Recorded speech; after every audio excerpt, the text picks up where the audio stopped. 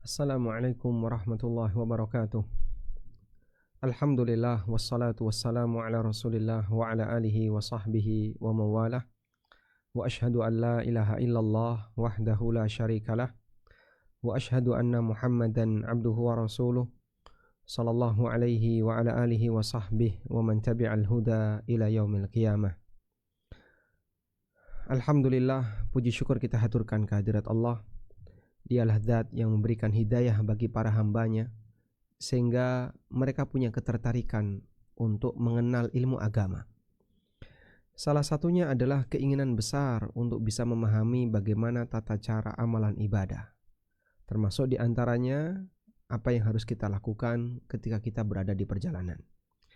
Dan umroh bareng ANB punya komitmen. Setiap aktivitas ibadah yang dilakukan sepanjang perjalanan, baik berangkat, ketika di lokasi maupun ketika pulang, semuanya berdasarkan ilmu.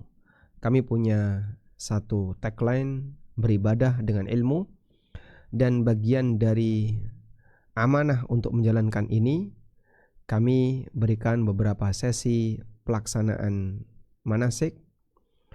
Manasik yang pertama hari ini secara online, dan kemudian nanti akan ada manasik yang kedua secara offline di Yogyakarta, yang itu disediakan oleh pihak Nur Ramadan sebagai operator untuk perjalanan kita, dan manasik yang ketiga insya Allah nanti sebelum keberangkatan di Jakarta.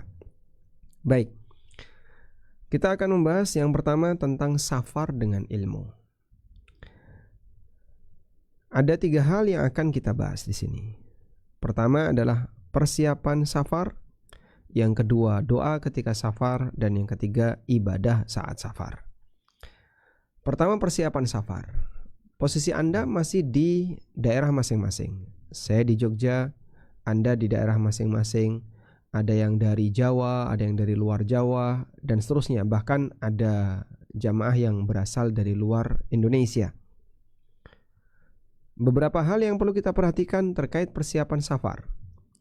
Yang pertama adalah mohon bimbingan kepada Allah.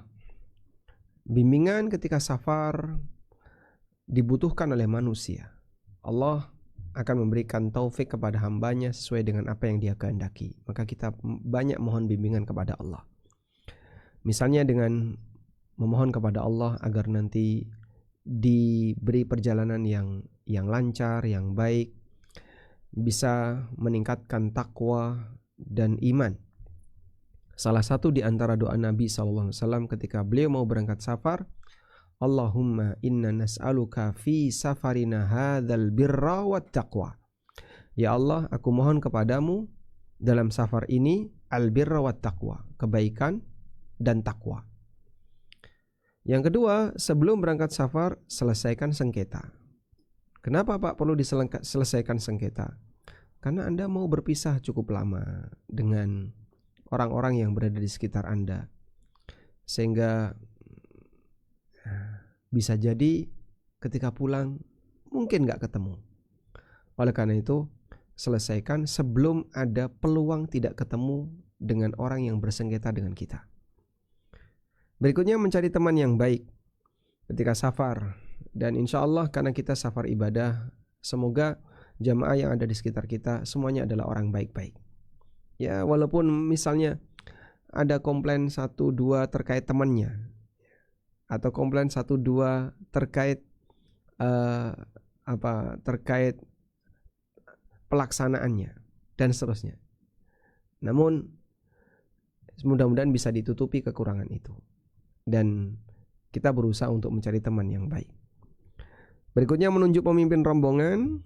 Insya Allah nanti kami dari tim ANB yang akan memimpin perjalanan ini. Selanjutnya, memilih waktu yang baik, yang lebih sesuai sunnah, dan kita akan pilihkan waktu safar Anda sesuai sunnah Nabi SAW, yaitu di hari Kamis pagi untuk keberangkatan yang landing Jeddah, dan siang untuk yang keberangkatan di landing Madinah. Tapi kita berangkat dari hotel pagi. Sholat 2 rakaat sebelum berangkat. Nah, yang ini dilakukan ketika di rumah. Nah, nanti insya Allah akan kita berikan rincian. Berpamitan dengan orang yang ada di rumah dan membaca doa saat keluar rumah. Berikut rinciannya. Mohon bimbingan kepada Allah, di antaranya adalah dengan istikharah.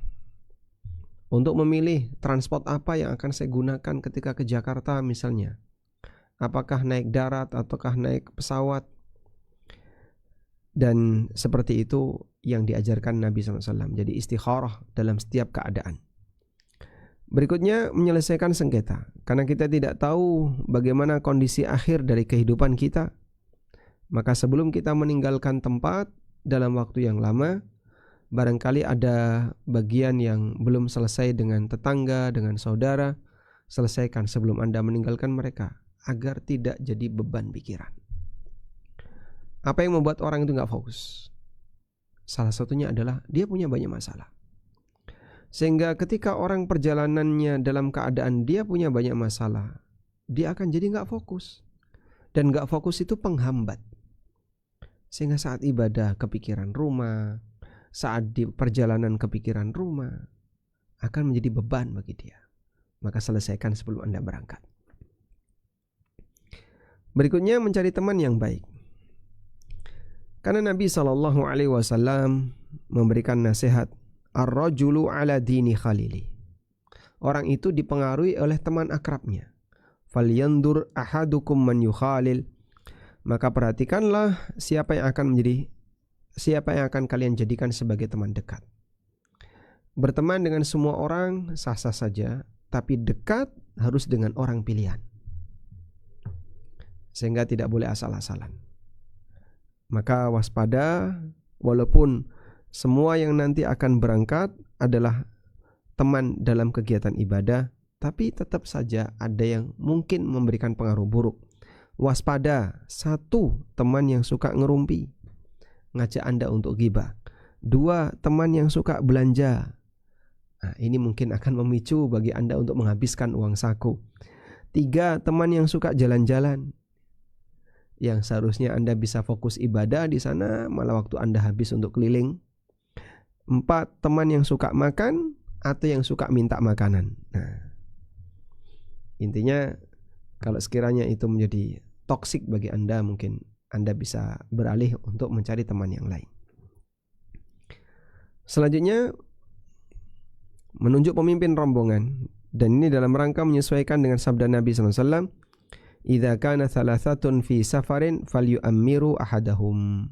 Jika ada 3 orang keluar untuk safar, maka hendaklah mengangkat salah satu sebagai ketua rombongan. InsyaAllah sunnah ini akan kita laksanakan. Karena nanti saat keberangkatan ada 2 penerbangan, maka di masing-masing penerbangan akan ada tour leader yang memimpin dalam rombongan itu. Sehingga alhamdulillah sunnah ini kita laksanakan. Berikutnya, memilih waktu yang baik. Dianjurkan untuk di hari Kamis. Sebagaimana kebiasaan Nabi SAW. Dari Ka'ab bin Malik, beliau mengatakan, Anna Nabiyya sallallahu alaihi wasallam kharaja yaumal khamis fi ghazwati Tabuk. Ketika berangkat ke Tabuk, Rasulullah SAW berangkat di hari Kamis. Wa kana yuhibbu ay yakhruja yaumal khamis. Dan beliau senang untuk berangkat di hari Kamis. Dan hampir semua umrah bareng ANB, baik yang umrah reguler maupun umrah Ramadan, semuanya di hari Kamis. Umrah 1, 2, 3, lalu umrah Ramadan, semuanya kami berangkat di hari Kamis. Alhamdulillah. Mudah-mudahan kita terhitung termasuk melaksanakan sunnah ini sebagaimana keterangan Ka'ab bin Malik. Dan dianjurkan pula untuk bepergian di waktu pagi, karena itu adalah waktu yang barokah. Sebagaimana doa Nabi SAW, Allahumma barik li ummati fi bukuriha. Ya Allah, berkailah umatku di waktu paginya. Dan insyaAllah Anda berangkat dari hotel di waktu pagi menuju bandara. Berikutnya adalah sholat 2 rakaat sebelum berangkat. Dan mohon dicatat bahwa sholat ini dilakukan di mana? Di rumah masing-masing. Jadi kalau nanti kita kumpul di Jakarta terlebih dahulu, maka Bapak Ibu yang datang dari selain Jakarta, Sebelum berangkat Anda sholat 2 rakaat. Sholat apa itu Pak? Sholat safar. Sholat safar. Di mana sholatnya? Di rumah. Jadi bukan sholat di masjid, tapi di rumah. Anda sholat dari rumah, kemudian Bismillah tawakkaltu 'alallah wala haula wala quwata illa billah, berangkat. Dalilnya hadis berikut ini. Dalam hadis dari Abu Hurairah radhiyallahu anhu, Nabi sallallahu alaihi wasallam bersabda, "Idza kharajta min manzilika fashalli rak'atain." Kalau kamu keluar rumah, maka kerjakanlah salat 2 rakaat. Yamna'anika min makhrajis su'. 2 rakaat itu akan menghalangimu dari tempat keluar yang buruk. Wa idza dakhalta ila manzilika fashalli rak'atain. Dan kalau kamu masuk rumah, kerjakan salat 2 rakaat. Yamna'anika min madkhalis su'. Itu akan menghalangimu dari tempat masuk yang buruk. Hadis riwayat Al-Bazzar.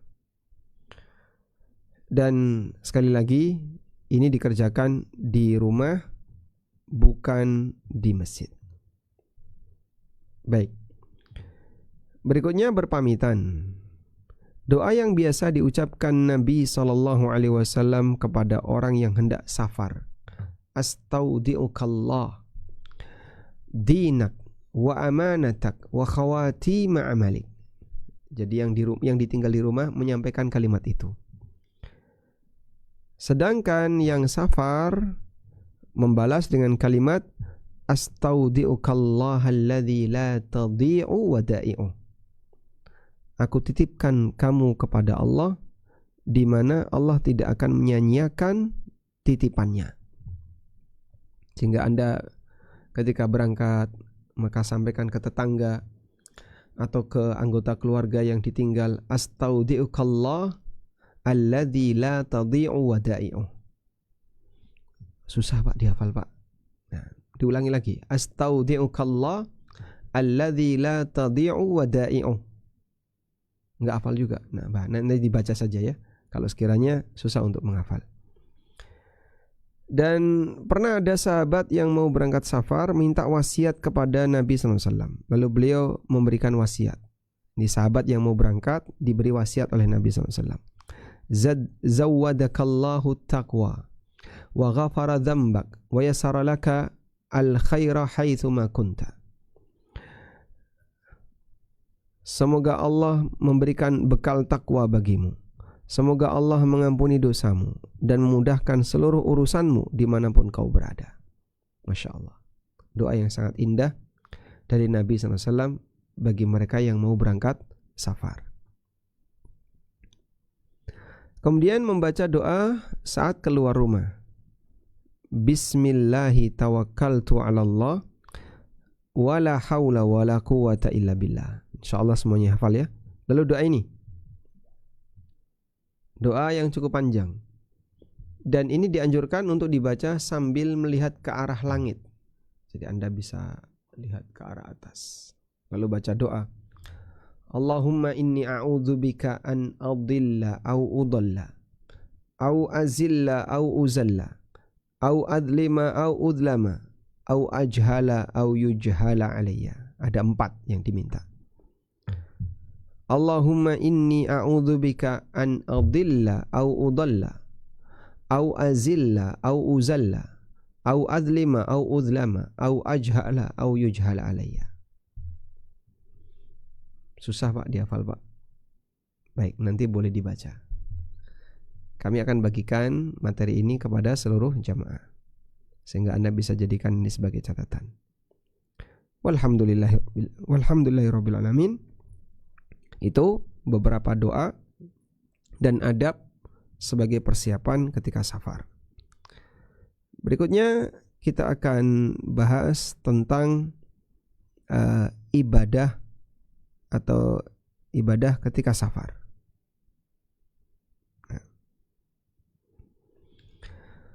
Nah, saat Anda sudah berangkat, Anda berada di atas kendaraan, maka status Anda sudah menjadi musafir.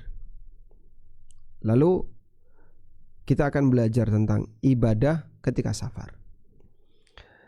Ibadah ketika safar itu ada 2. Pertama adalah ibadah terkait kegiatan safar itu sendiri. Dan isinya zikir. Saat melewati jalanan yang naik, Anda baca Allahu Akbar. Ketika melewati jalanan yang turun, Anda baca Subhanallah. Nanti jalannya naik atau turun, Pak? Naik pesawat kan naik. Ketika landing, Subhanallah. Jadi begitu take off, Allahu Akbar, Allahu Akbar, Allahu Akbar, Allahu Akbar. Ketika landing, Subhanallah, Subhanallah, Subhanallah. Nah. Dan yang kedua adalah kegiatan ibadah yang kita kerjakan ketika safar. Dan ini mungkin perlu persiapan, karena sebagian kaum muslimin kadang kebingungan, gimana cara sholatnya nanti, gimana cara wudunya, dan menghadap kiblatnya kayak gimana, dan seterusnya. Kami berkomitmen sebagaimana kita harus punya ilmu tentang safar itu sendiri, maka kita juga harus punya ilmu tentang kegiatan ibadah selama safar. Tayyib. Ibadah ketika safar. Pertama yang akan kita bahas terkait bersuci. Bersuci bagi musafir hanya ada dua pilihan. Kalau nggak wudu, tayamum. Nah, kecuali kalau dia junub ya. Kalau junub berarti dia harus mandi. Antara wudu dan tayamum. Baik. Pertanyaannya, kapan kita boleh tayamum? Allah Subhanahu wa taala berfirman di surat Al-Maidah tentang syarat bolehnya tayamum. Allah berfirman, "Fatayammamu sa'idan thayyiba." Lakukanlah tayamum dengan menggunakan sa'id yang suci. Kapan itu? Falam tajidu ma'an. Kalau kalian tidak menjumpai air. Sehingga Allah Subhanahu wa taala bolehkan orang tayamum ketika kamu tidak memperoleh air. Sehingga berlaku bagi dua. Tidak bisa menggunakan air atau tidak memiliki air yang cukup untuk tayamum, untuk wudu. Baik, maka dia boleh tayamum. Selanjutnya, berarti selama orang masih bisa wudu, dia wajib wudu. Jadi kata kuncinya begini. Kita sedikit melebar ya. Bahwa thaharah atau bersuci itu ada dua. Bersuci ada dua. Yang pertama adalah thaharah asliyah. Thaharah asliyah artinya adalah bersuci dengan menggunakan media asal. Thaharah asliyah artinya bersuci dengan menggunakan media asal.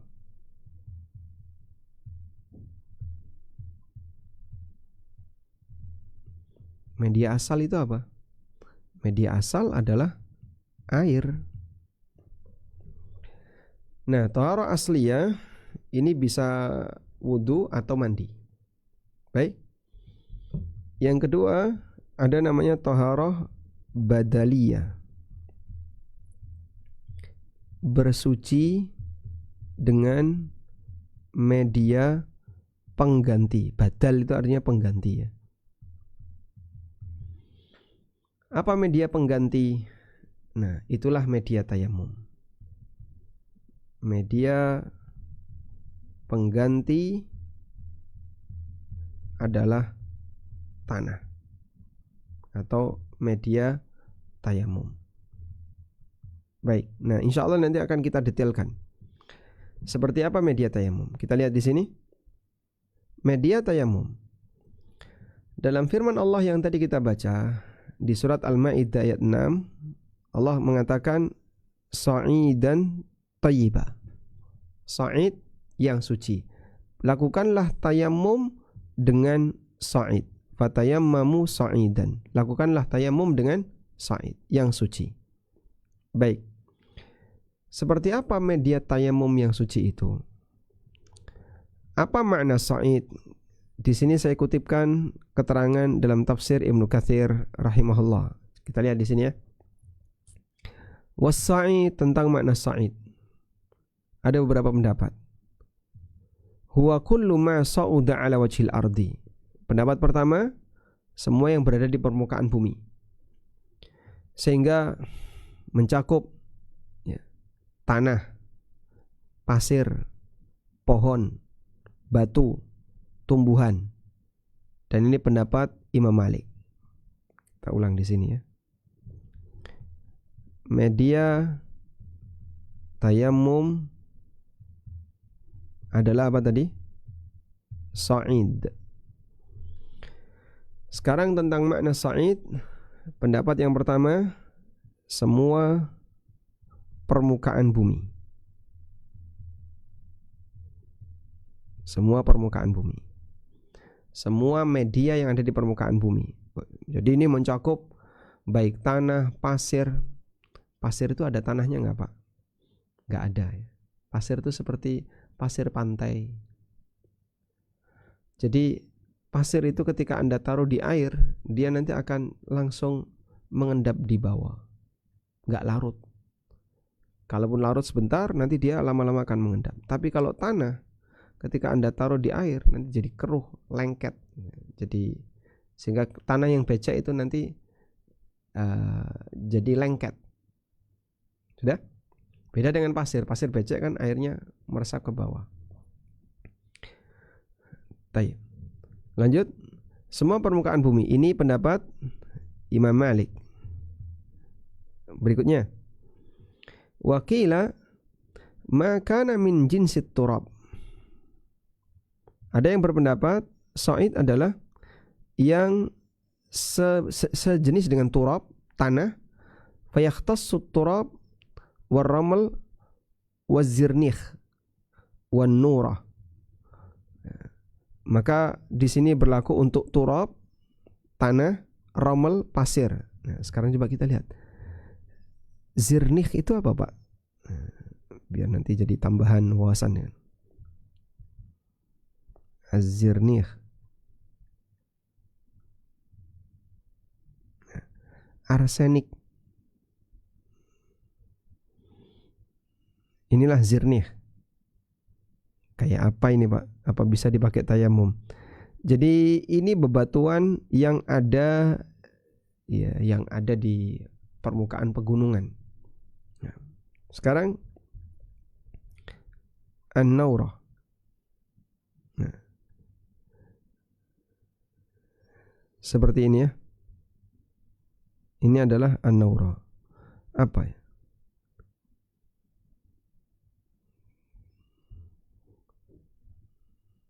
Ya sejenis bubuk kapur atau apa. Ini bisa dipakai untuk media tayamum. Jadi menurut pendapat yang kedua ini, pokoknya semua yang bentuknya unsur bumi, baik tanah, kerikil, pasir maupun sejenisnya, yang dia unsur bumi. Wa hadza madhabu Abi Hanifah. Ya. Jadi yang kedua, semua unsur bumi. Di sini kita tulis selain pohon. Kalau Imam Malik kan pohon masuk. Ini pendapat Abu Hanifah. Selanjutnya, waqila huwa turab faqat.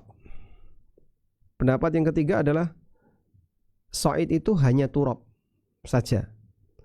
Wa huwa madzhabus Syafi'i, dan ini pendapat Imam Syafi'i, Imam Ahmad bin Hanbal, wa ashabuhuma, dan para ulama mazhab Syafi'i dan Hambali.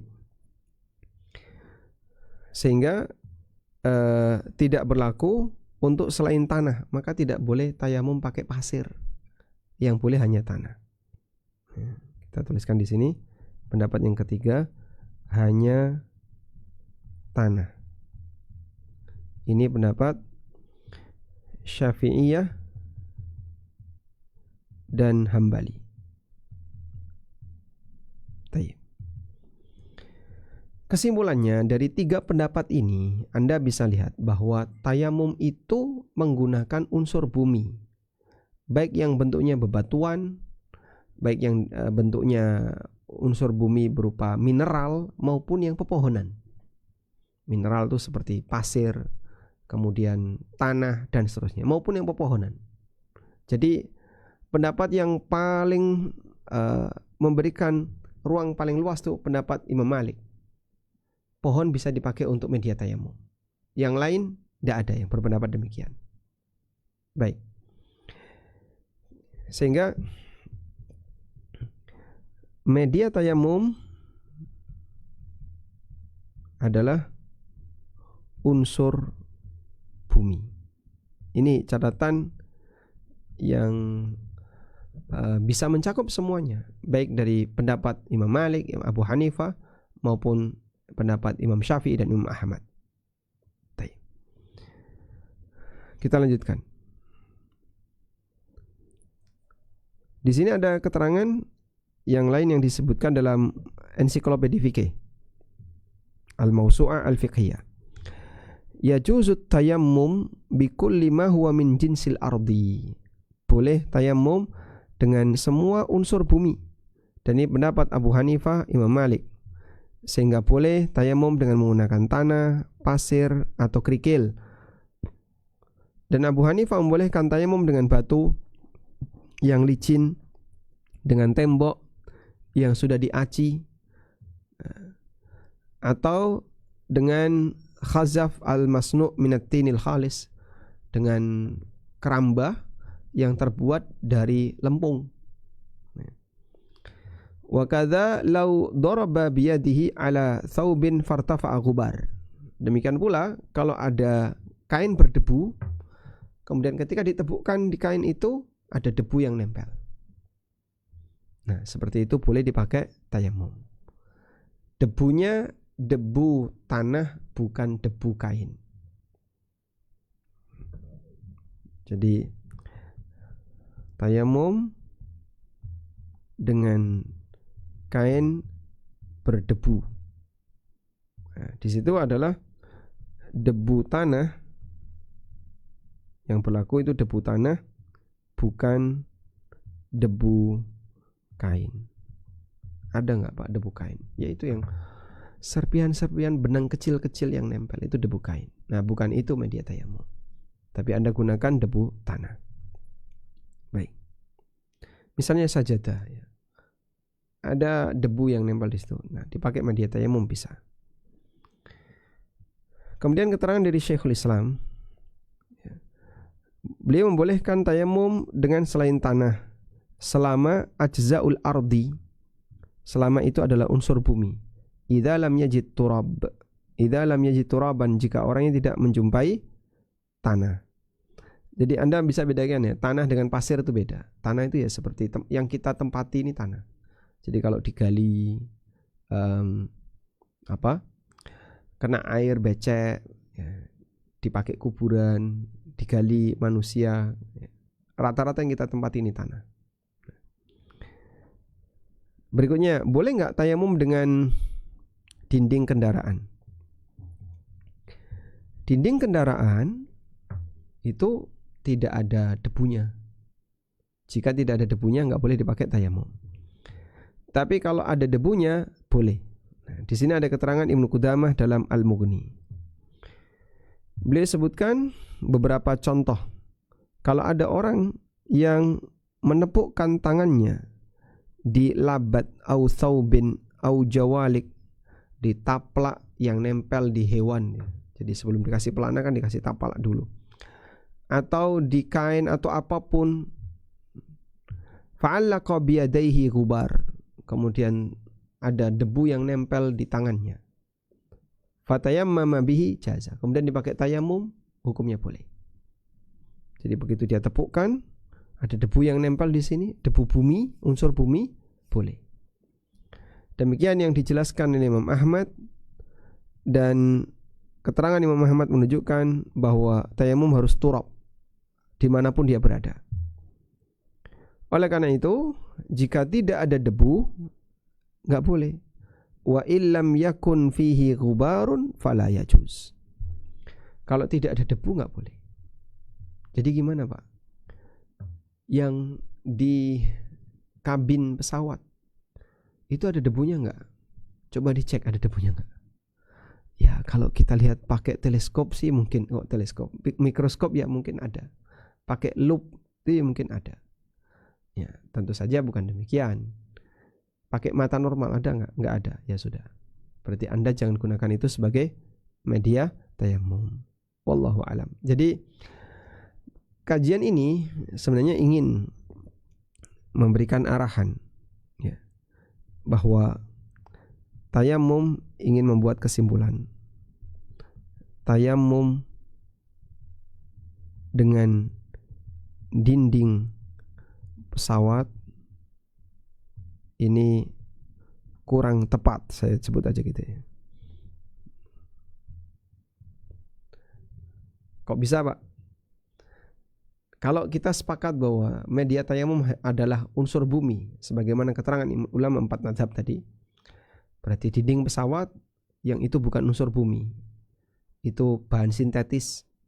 Kemudian di situ tidak ada debu, sebagaimana kain tadi. Kalau kainnya ditepuk nggak ada debu, kata Ibnu Qudamah, ya tidak boleh dipakai tayamum. Wallahu alam. Selanjutnya pilihannya apa? Kalau kita nggak bisa tayamum di atas pesawat, pilihannya jaga wudhu dari bawah atau wudhu di atas. Masya Allah, jaga wudhu dari bawah gimana? Nah, nanti Anda para jamaah kan ada 2 penerbangan ya, jam 13.00 dan jam 9. Nah, satunya jam 9.00, jam 13.00. Insya Allah di manasik yang terakhir akan kami berikan arahan tentang itu. Jam 9 landing jam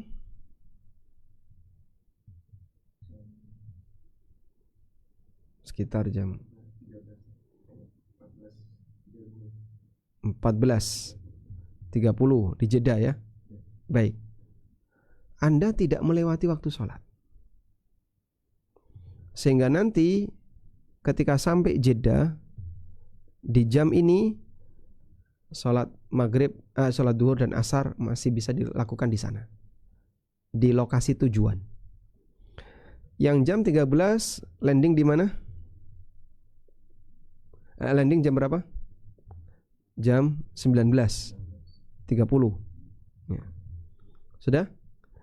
Maka di sini sebelum naik pesawat, sholat zuhur plus asar di Suta, di bandara, di ruang tunggu. Nah, di sini maghrib dan isya kita bisa sholat di Madinah. Jadi insya Allah untuk keberangkatan Anda tidak perlu pusing mikir bersuci, karena kita sholat di luar pesawat semuanya. Tayyib. Oleh karena itu bagi Bapak Ibu yang nanti akan melaksanakan keberangkatan umrah ini, baik di landing Jeddah maupun landing Madinah, Anda tidak melaksanakan sholat di atas pesawat yang wajib.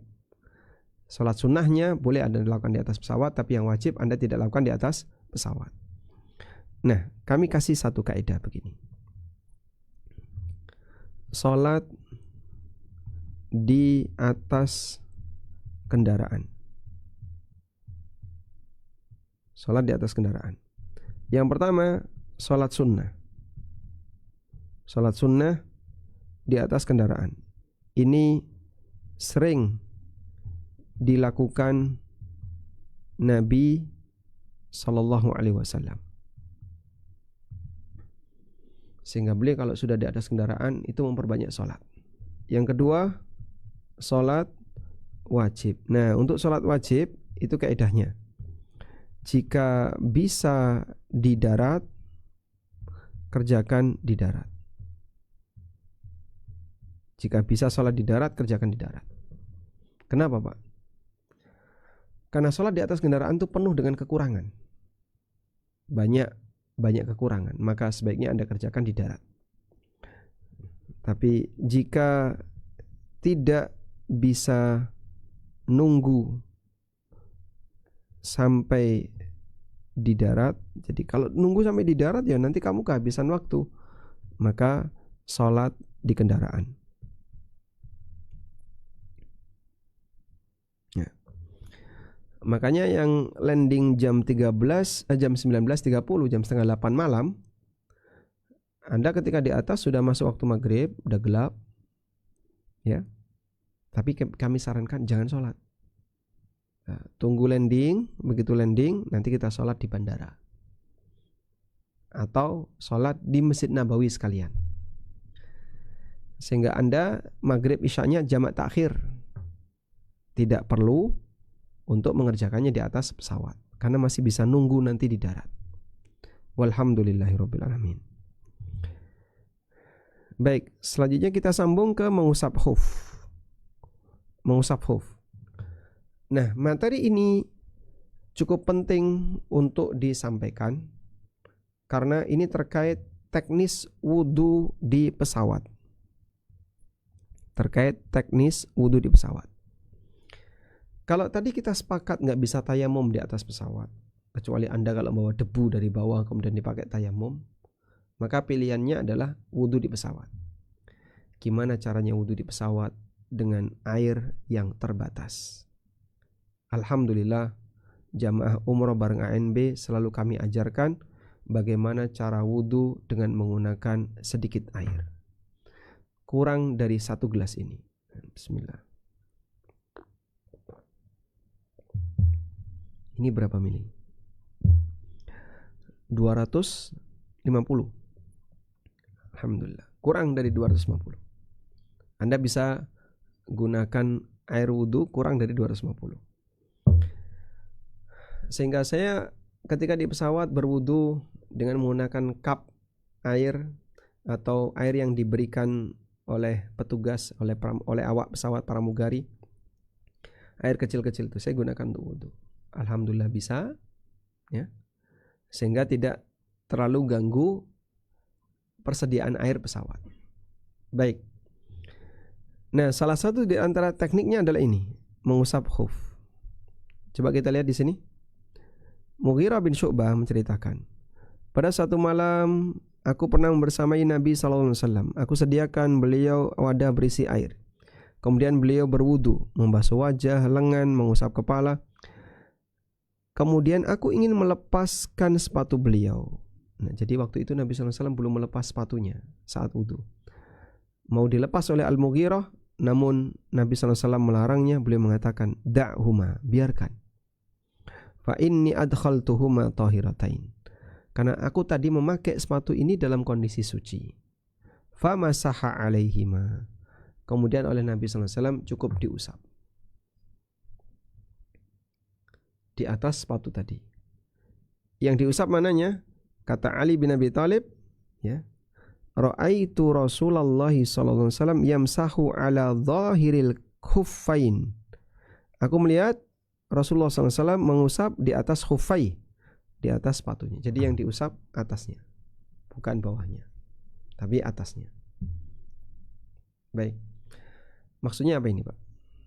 Dengan mengusap ini ada satu anggota wudu tidak perlu Anda cuci, cukup Anda usap. Dengan mengusap maka ada satu anggota wudu yang tidak perlu Anda cuci, cukup Anda usap. Dan dengan demikian menghemat air tadi. Lalu syaratnya apa? Nah, kita tulis di sini. Syarat boleh wudu dengan usap sepatu. Dengan usap sepatu atau kaos kaki. Baik. Yang pertama, sepatu atau kaos kaki harus menutupi mata kaki. Jadi dia tingginya menutupi mata kaki. Ini kalau kaki begini ya, tingginya harus menutupi mata kaki. Sehingga kalau ada kaos kaki yang cuman di tepi ini terbuka, atau sepatu kita umumnya kan tidak sampai menutupi mata kaki, maka tidak boleh diusap. Karena itu sandal, bukan sepatu. Dan kaos kaki di bawah itu tidak boleh, harus yang menutupi mata kaki. Yang kedua,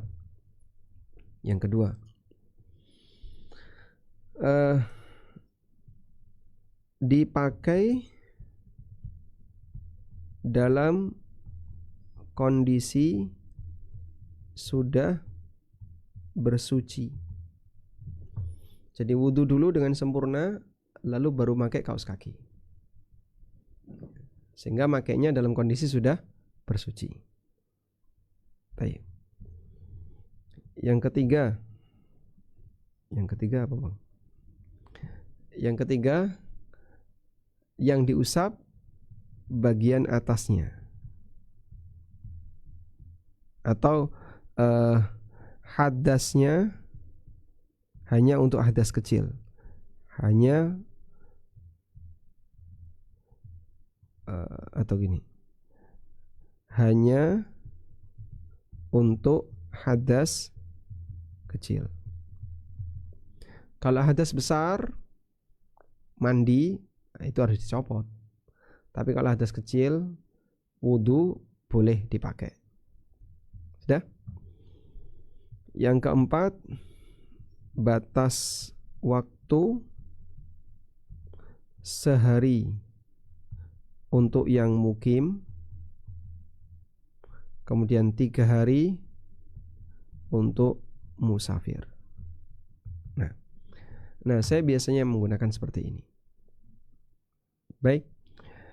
Jadi wudu untuk bagian kaki kan harusnya dicuci, tapi ketika Anda pakai kaos kaki maka cukup diusap saja. Wallahu alam. Nah, kita lanjutkan di sini. Upayakan tidak sholat wajib di atas kendaraan. Tadi yang sempat kita singgung ya. Dari Amir bin Rabi'ah radhiyallahu anhu, beliau mengatakan, "Ra'aitu Rasulullah sallallahu alaihi wasallam wa huwa 'ala rahilah yusabbih." Aku melihat Rasulullah SAW salat sunnah di atas kendaraan. Yumi'u bi ra'sihi qibla ayyi wajhin tawajjaha.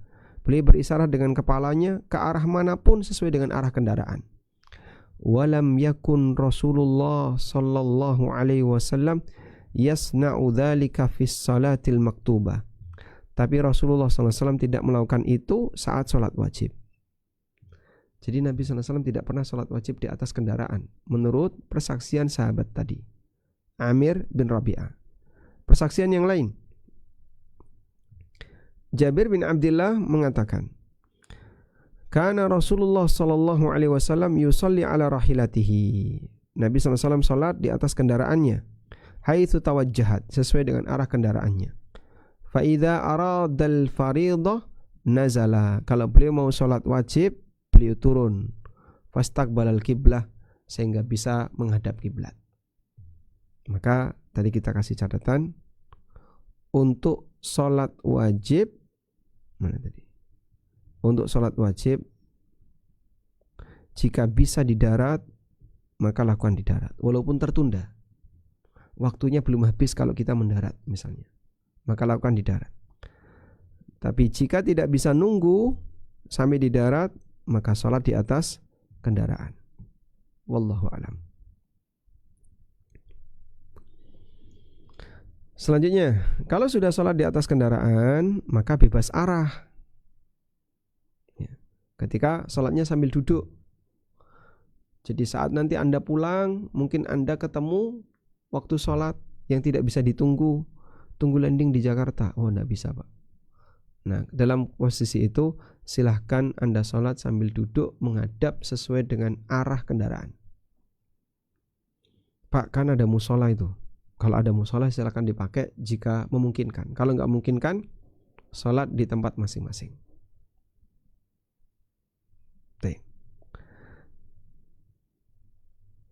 Berikutnya, sholat wajib di luar waktu tidak sah. Karena sholat itu kewajiban yang telah ditetapkan waktunya. Sehingga kalau landing nanti kok keluar waktu, Anda jangan nekat nunggu landing. Sholatlah di atas kendaraan sebisanya. Fattaqullaha mastata'tum, bertakwalah kepada Allah sebisanya. Nah, kemudian rentang waktu sholat bagi musafir ini berbeda dengan yang bukan musafir. Coba kita baca di sini ya. Rentang waktu sholat wajib bagi musafir adalah rentang waktu antara sholat yang bisa dijamak. Maka rentang waktu sholat duhur dan asar adalah antara awal duhur sampai akhir asar. Jadi kalau misalnya Anda berangkat sebelum duhur, tibanya setelah asar, berarti saya boleh sholat kapan? Nah, karena kamu musafir, maka dari duhur sampai asar itu waktu sholat duhur dan asar, karena bisa dijamak. Berarti ketika tiba setelah asar masih bisa sholat duhur. Bisa, kan nanti boleh dijamak takhir. Wallahu a'lam. Rentang waktu sholat maghrib dan isya adalah antara awal maghrib sampai akhir isya, khusus musafir. Sekali lagi, ini khusus musafir. Kalau nggak musafir ya nggak boleh ya. Ibnu Abbas radhiyallahu anhu pernah bercerita, kana Rasulullah sallallahu alaihi wasallam yajma'u fi safari baina salati adh-dhuhri wal 'ashri idza kana 'ala dhahri sayrin. Rasulullah sallallahu alaihi wasallam menjamak antara salat zuhur dan asar serta maghrib dan isya ketika safar saat beliau di perjalanan. Wallahu a'lam. Selanjutnya, jamaknya takhir atau takdim, Pak? Mana yang paling nyaman? Mana menyesuaikan cara yang paling nyaman baginya? Saya ulang ya, jamak takhir atau takdim menyesuaikan cara yang paling nyaman baginya. Mu'ad bin Jabal menceritakan, Nabi SAW ketika perang Tabuk, idhar tahala qabla zaigi syamsi akharat duhra. Kalau Nabi SAW berangkat sebelum duhur, maka salat duhurnya diakhirkan sampai asar. Dan kalau beliau berangkat setelah duhur, salat duhra wal asra jami'an, maka Nabi SAW jamak takdim. Berangkatnya berapa? Berangkatnya nanti jam 1. Ya sudah, salat duhur dulu, jamak asar, terus berangkat. Sehingga takdim maupun takhir tergantung mana yang paling nyaman. Dan ini tadi salat wajib di kendaraan atau di darat ini ya. Salat di darat di akhir waktu lebih baik daripada salat di kendaraan di awal waktu. Masuk waktu duhur di atas pesawat, nanti landing setelah asar. Lebih baik salat duhur di atas pesawat atau tunggu landing? Jawabannya tunggu landing lebih baik, walaupun di akhir waktu. Salat di darat di akhir waktu lebih baik. Kenapa? Anda akan bisa melaksanakannya dengan sempurna. Bisa rukuk dengan sempurna, bisa sujud dengan sempurna.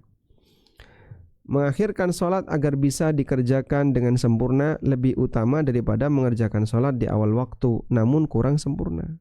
Karena kalau di atas pesawat, Anda mungkin tidak bisa rukuk dengan sempurna, tidak bisa sujud karena bisanya di kursi. Wallahu a'lam. Walhamdulillahirabbil alamin. Demikian yang bisa kita sampaikan. Kemudian mengenai doa, aneka doa safar ya, ini nanti insyaallah bisa dibaca. Dan ada beberapa doa yang dianjurkan oleh Nabi SAW, baik doa ketika safarnya maupun doa yang mustajab bagi musafir, yang itu bebas, Anda bisa minta apapun. Demikian, wassallallahu ala nabiyyina Muhammadin wa ala alihi wa sahbihi wasallam.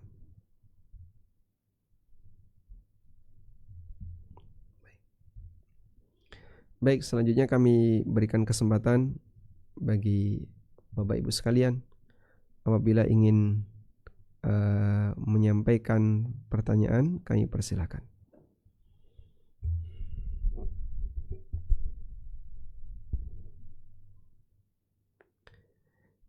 Silahkan bisa raise hand atau menulis di kolom chat yang sudah tersedia.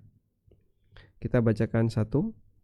Assalamualaikum. Waalaikumsalam. Andai kita sedang di Nabawi atau di Masjidil Haram, lalu wudu batal, bolehkah kita teknik wudu dengan air botol atau mengusap khuf?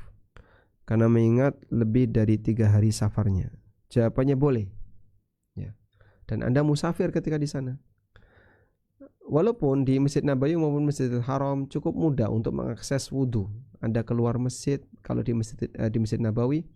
Kalau di Masjidil Haram Anda bisa wudu di zam-zam sekitarnya. Di rooftop itu ada, di lantai 2 juga ada. Ya. Sehingga tinggal nyari di situ ada zam-zam, kran, itu boleh dipakai wudu. Wallahu a'lam.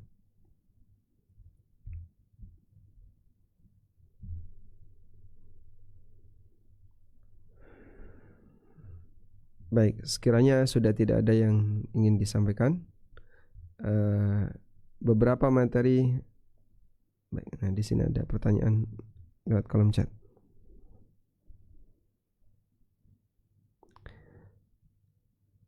Materi tadi di saat mengusap sepatu ada syarat sebelumnya harus bersuci. Maksudnya bagaimana? Punya wudu. Jadi saat pakai kaos kaki itu sudah dalam kondisi punya wudu. Jadi wudunya dengan sempurna, kaki dicuci dulu, baru pakai kaos kaki. Dah? Nah, saat nanti batal, terus Anda mau wudu, nah, tinggal usap kaos kaki. Tidak perlu dicuci lagi. Jika menggunakan sepatu sandal yang menggunakan kaos kaki, maka yang diusap kaos kakinya, bukan sepatu sandalnya. Karena sepatu sandal itu ya sandal. Dan jika tidak menutupi mata kaki tidak boleh untuk diusap.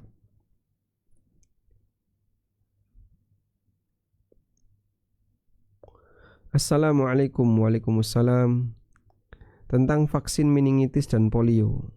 Saya dengar vaksin tersebut bersinggungan dengan babi. Saya tidak tahu tentang ini. Tapi kemarin saya sempat tanya kepada dokter yang mau memvaksin, produksi mana? Kemudian dokter bilang apa? Kimia Farma atau Bio Farma? Intinya BUMN di Indonesia. Jadi itu bukan impor, tapi vaksin yang diproduksi oleh BUMN Indonesia. Nah, kita husnudzon karena di tempat kita mayoritas Muslim, insya Allah hukum asalnya halal. Assalamualaikum. Waalaikumsalam. Bagaimana jika nanti di sana tiba datang bulan? Apa saja yang tidak boleh dilakukan? Apakah harus mengkonsumsi pil penunda haid? Kami tidak sarankan untuk menggunakan obat penunda haid. Dan mungkin juga Anda bisa konsultasi ke dokter kalau memang mendesak untuk itu. Tapi kami sarankan biarkan saja, normal saja. Kalaupun Anda mengalami haid ketika di sana, pengalaman ini sudah berkali-kali dalam perjalanan umroh akbar ANB. Dan kita nanti akan ada kelas khusus bagi wanita yang sedang haid ketika di sana. Kita kumpulin, kita berikan pengarahan apa yang harus dilakukan.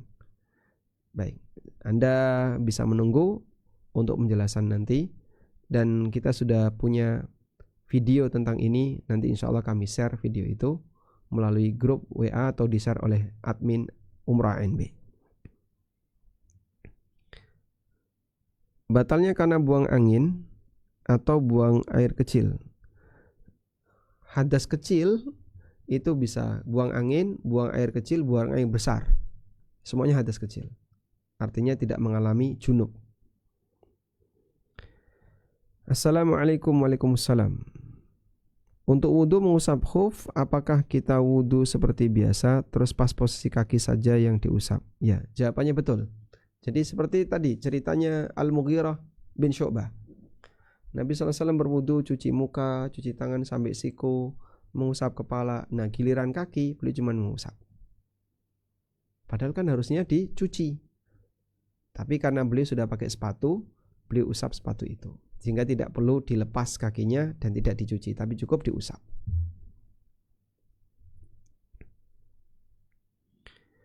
Assalamualaikum warahmatullahi wabarakatuh. Waalaikumsalam warahmatullahi wabarakatuh. Sampainya kita di tujuan, apakah kita menggunakan waktu setempat? Jawabannya iya. Jadi jam-jam tadi yang kami sebutkan, jam 7, jam sekian, itu jam waktu Saudi, bukan waktu Indonesia. Assalamualaikum. Waalaikumsalam. Sunnah berangkat di hari Kamis, yang berangkat dari luar negeri berangkat di hari Rabu sampai Madinah Kamis. Ya, berarti meleset sehari ya. Jadi terhitung berangkatnya adalah dari rumah. Terhitung berangkatnya dari rumah. Teman-teman yang ada di Indonesia, karena flightnya Kamis, ya, mereka bisa melaksanakan sunnah ini. Tapi kita sendiri yang dari Jogja berangkatnya ke Jakartanya Rabu, karena nggak mungkin kita berangkat Kamis. Ya, ketika itu tidak bisa dilakukan, ya berarti yang di Jakarta bisa melakukannya, sementara yang di luar Jakarta mungkin tidak bisa melakukannya. Assalamualaikum. Waalaikumsalam. Apakah keputihan membatalkan wudhu jika setelah sholat selesai kita mendapatkan keputihan? Keputihan termasuk membatalkan wudhu menurut pendapat sebagian ulama. Ada khilaf tentang masalah ini, tentang rutubat farjil mar'ah, keputihan, apakah itu membatalkan wudhu atau tidak. Ada perbedaan pendapat di kalangan ulama. Dan wallahu alam, yang lebih tepat keputihan bisa membatalkan wudhu. Nah, karena kadang tidak terasa jika keputihan keluar. Jadi begitu Anda selesai sholat kok merasa ada yang basah misalnya, kemudian Anda cek kok keluar, maka nanti ngulangi wudhu dan ngulangi sholat. Assalamualaikum. Waalaikumsalam. Jika saat umroh ada keluar bercak darah, kalau cuman flek tidak dihitung haid, karena haid itu sailan, harus darah terus keluar, bukan cuman spot. Nah, dan nanti mungkin bisa mempelajari buku kami Fikih Haid, atau ada juga di YouTube ANB Channel tentang Fikih Haid, agar bisa lebih paham tentang batasan haid dan bukan haid. Baik, dan kita juga tetap membuka layanan konsultasi selama perjalanan. Jadi Anda yang mengalami masalah apapun yang mungkin menimbulkan was-was atau mengganggu keyakinan berkaitan dengan masalah perjalanan ibadah, silahkan dikonsultasikan kepada para asatidzah. Assalamualaikum. Waalaikumsalam. Kami rombongan satu kota yang sama, akan tetapi beda desa. Sholat safarnya dilakukan di rumah atau di titik kumpul sebelum berangkat ke Jakarta? Dilakukan di rumah masing-masing. Assalamualaikum. Waalaikumsalam. Terkait mekanisme ketika harus sholat di pesawat, apa ada petugas ANB yang ikut mengarahkan? Nanti kita kasih pengarahan sebelum naik pesawat. Jadi teknis tata caranya, dan nanti biasanya petugas-petugas akan pada saat sudah di atas pesawat ya, waktu sholat akan saling mengingatkan. Kemudian bergantian di musola pesawat sebisanya, karena musolanya terbatas.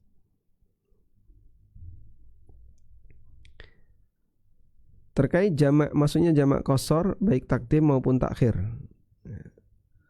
Betul, jadi kalau Anda sudah safar bisa jamak qashar baik takdim maupun takhir. Apakah benar jika pada saat umroh ada rambut kita yang rontok kena dam? Jawabannya tidak ya, karena di luar kemampuan manusia. Kalau gunting rambut sengaja kena dam, tapi kalau rontok di luar kesengajaan tidak kena dam. Untuk program anak-anak di Madinah atau di Mekah, nanti tunggu pengumuman resminya. Kalau yang di Madinah sudah kita pastikan, sudah kita rencanakan, insya Allah ada program anak-anak. Jadi nanti anak-anak mau dikumpulin untuk orientasi Masjid Nabawi bersama Kak Yogi. and friends ya. Jadi khusus keliling anak-anak, entah beliau mau bawa kemana, apa ke pasar kurma ya, atau ke mana, ke padang pasir, pokoknya nanti sama Kak Yogi akan diarahkan untuk kegiatan khusus anak-anak. Kalau yang di Mekah belum ada agenda itu, mengingat nanti kita masih melihat situasi dan keadaan di sana. Assalamualaikum. Waalaikumsalam. Untuk kepulangan, apakah memungkinkan sholat di darat? Kepulangan jam berapa? Nggak mungkin. Mendarat jam? Nah, mendarat sudah jam 11 malam, sehingga tidak mungkin sholat duhur asar di atas, di darat, sehingga nanti Anda duhur asar di atas. Mungkin maghrib isya bisa di darat, tapi cukup beresiko jika terlalu lama ke hotel. Kecuali kalau begitu turun pesawat, Anda langsung ke musola saat berjalan menuju ke bagasi itu, pengambilan bagasi. Nah, Anda langsung ke musola di situ untuk sholat bisa.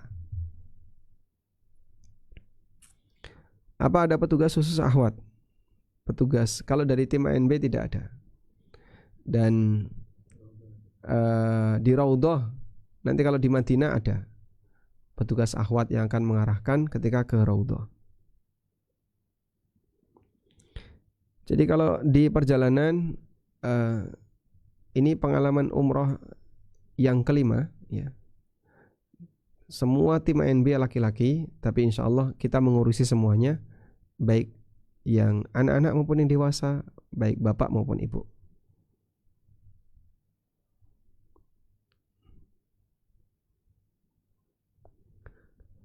Assalamualaikum. Waalaikumsalam. Izin bertanya, berangkat yang pukul 9 lebih 10 atau penerbangan kedua?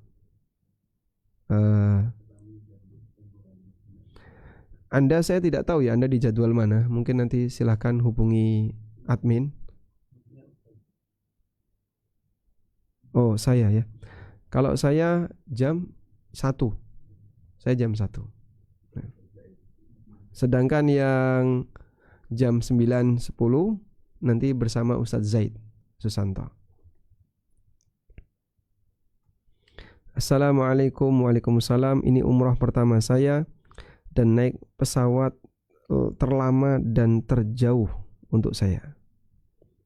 Apakah nanti ketika saya berwudu di bandara dan berusaha menjaga wudu selama di pesawat, saya sholat sunnah di pesawat, apakah caranya sama ketika di sholat di kendaraan darat? Sama ya. Karena kan posisinya duduk, sama-sama duduk ya. Mudah-mudahan Anda betah di pesawat, karena nanti perjalanan Anda 9 jam ya. Bawa perbekalan yang cukup, insya Allah di atas pesawat juga dikasih oleh awak pesawat. Tayyib, intinya satu, kalau Anda pengen ketika sampai di tujuan dalam kondisi sehat, kuncinya satu, doyan makan dan bisa tidur. Dua ini. Kalau di atas pesawat nggak doyan makan, dikasih makanan dari pesawat, wah nggak doyan pak, aromanya nggak enak misalnya, tapi nggak dipaksa untuk makan, wah itu cukup mengkhawatirkan nanti kalau mendarat. Yang kedua, nggak bisa tidur, wah saya kok grogi ya, nervous, apalagi deg-degan apa, nggak bisa tidur. Nah, ini nanti ketika mendarat bisa jadi sakit. Makanya walaupun nanti Anda pakai pesawat Saudia yang kadang ada televisi dengan aneka hiburan, kita sarankan sebaiknya ditinggal tidur saja. Pak, saya mau lihat pemandangan. Oh boleh, tengok jendela. Apa yang dilihat? Awan pak. Ya sama. Nggak ada pemandangan sawah, itu nggak ada ya. Apalagi melihat hal-hal gaib aneh, nggak ada. Anda sebaiknya tidur. Tidur itu kata kunci sehat sampai tujuan. Selama di Mekah, sholat wajib di jamak qashar mengingat posisi kita sebagai musafir. Ya sayang sekali Anda tidak dapat jamaah bersama imam Masjidil Haram atau Masjid Nabawi. Jadi tidak perlu jamaah qashar, kecuali kalau misalnya saya pengen istirahat. Sholat maghrib di Masjidil Haram, Anda jamak 2 rakaat dengan isya, pulang. Anda bisa istirahat lebih lama. Prosedur tahallul untuk wanita. Wanita ketika tahallul, rambutnya dikumpulin, ya, dari depan sampai belakang dikumpulin, terus dipotong bagian ujung. Sudah? Hanya sepanjang 1 ruas jari. Di mana Pak motongnya? Di kamar hotel bisa, di toilet sekitar Masjidil Haram bisa. Dan kami sarankan nanti ibu-ibu bawa gunting agar ketersediaan gunting cukup, tapi ingat hanya boleh ditaruh di bagasi.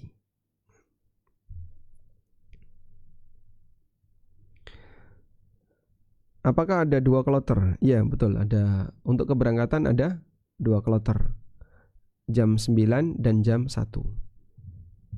Tapi insya Allah nanti sampainya kurang lebih sama. Apakah ada aplikasi khusus yang perlu kita install untuk kegiatan umroh? Tidak ada ya Pak? Telegram. Wah, 1 aplikasi Telegram. Ini nanti berfungsi untuk panduan saat tawaf dan sa'i. Jadi komunikasi kita menggunakan Telegram Voice.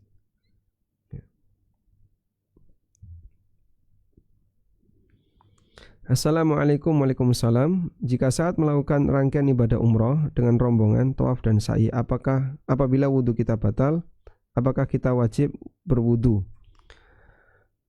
Kalau Anda tawaf terus batal, maka Anda bisa berwudhu pakai zam-zam di sekitar mataf.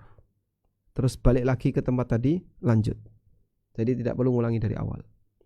Khusus tawaf. Kalau sa'i batal tidak masalah. Karena tidak syarat, bukan syarat dalam sa'i, harus dalam kondisi suci. Nanti saat jadwal di Raudhah, apakah anak-anak ikut? Semua ikut. Semua ikut, baik dewasa maupun anak-anak. Untuk umrohnya apakah akhwat pakai pakaian warna putih atau bebas? Pakaian yang menutup aurat warnanya bebas, gelap lebih bagus. Ada mukna ANB? Ada bisa pakai mukna ANB ketika umroh. Karena di mukna ANB itu ada tulisannya ANB, sehingga sekaligus identitas di punggung ya. Apakah perlu install aplikasi nusuk? Tidak ya, karena nanti untuk masuk ke Raudhah Anda sudah dapat tasrih terlampir, jadi tidak perlu pakai scan nusuk. Tapi kalau mau aplikasi nusuk silahkan, boleh. Nanti mau masuk Raudhah secara mandiri, boleh pakai aplikasi nusuk. Total jamaah berapa? 6 bis kali 45 berapa itu? 270. Dengan pembimbing 1 bis 1 pembimbing. Berarti ada 6 ustadz.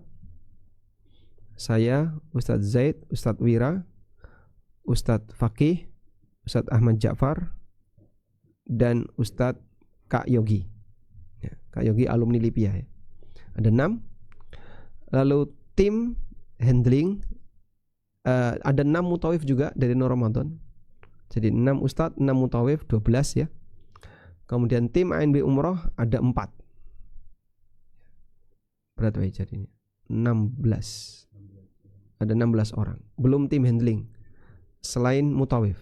Karena biasanya Nur Ramadan juga akan mengirimkan 2 atau 3 orang yang mengawal perjalanan kita sebagai tim handling tambahan.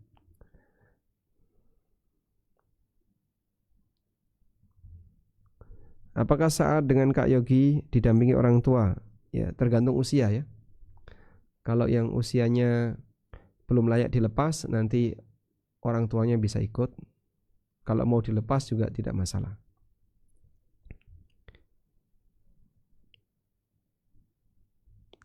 Assalamualaikum. Waalaikumsalam. Bolehkah mengonsumsi obat penunda haid? Kami sarankan sebaiknya tidak, karena nggak ada jaminan bisa berhenti. Maka sebaiknya tidak perlu mengkonsumsi itu. Adakah waktu badal umrah? Insya Allah. Jadi di umrah ANB kami memberikan kesempatan bagi yang mau umrah lebih dari satu, nanti bisa badal umrah. Karena nanti kita akan ke Taif. Nah, Anda bisa mengambil mikot untuk badal umrah di Qarnul Manazil, mikot yang berasal dari arah timur. Assalamualaikum. Waalaikumsalam. Di Masjidil Haram dulu saya lihat banyak kotoran burung. Jika kita menginjak tanpa sadar, tidak batal wudhu dan tidak najis menurut pendapat yang kuat, karena burung halal dimakan. Burung dara ya, halal dimakan. Bila ada kendala kesehatan sehingga tidak bisa tawaf dan sa'i, apa ada jasa? Ada kursi roda. Kursi roda dari hotel ke hotel. Dari hotel sampai hotel. Biayanya 300, sekitar 300 real. Apa ada sudah kenaikan enggak tahu saya. Tapi sekitar 300 real. Doa tahallul tidak ada ya. Waalaikumsalam. Jadi doa tahallul tidak ada. Adanya selesai tahallul berdoa Allahumma taqabbal minna. Ya Allah, terimalah ibadah kami. Saya sudah umrah tahun lalu. Tahun ini saya mau umrah sendiri juga. Bolehkah batal untuk orang tua? Boleh. Sehingga umrah Anda untuk batal orang tua boleh. Atau lebih baik umrah sendiri, sebagaimana baiknya. Ya kembali kepada Anda. Mau dihadiahkan untuk orang tua atau untuk sendiri. Karena hukum asal ibadah kan untuk sendiri. Kalau Anda mau menghadiahkan untuk orang tua, silahkan. Tawaf bersinggungan dengan lawan jenis nggak bisa dihindari, nggak mungkin tidak, sehingga statusnya tidak batal. Dan demikian pendapat yang lebih kuat bahwa bersentuhan dengan lawan jenis, baik mahram maupun bukan mahram, tidak membatalkan wudhu. Wallahu alam. Baik, mungkin itu yang bisa kita sampaikan, dan insya Allah Anda masih punya 2 kesempatan manasik. Manasik yang kedua insya Allah nanti di Yogyakarta tanggal 10 Agustus hari Ahad ya. Dan manasik yang kedua hari Rabu malam tanggal 10 September, Rabu sore 10 September di Tangerang, hotel yang tidak jauh dari bandara. Demikian, semoga apa yang kita sampaikan ini bermanfaat. Wassallallahu ala nabiyyina Muhammadin wa ala alihi wa sahbihi wa sallam. Wa akhiru da'wana anil hamdulillahi rabbil alamin. Wassalamualaikum warahmatullahi wabarakatuh.